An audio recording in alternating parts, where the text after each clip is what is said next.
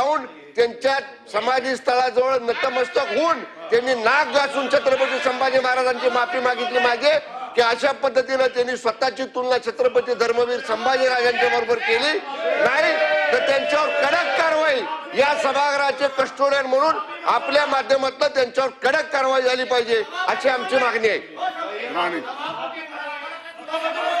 सभापती महोदय, नेमका छळ नेमका यांच्या छळ झाला त्याची व्याख्या काय?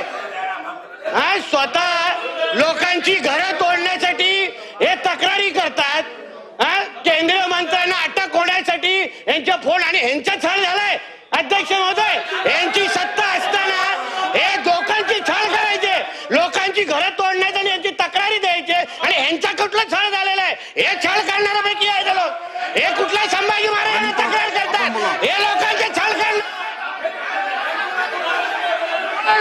आपण बोला,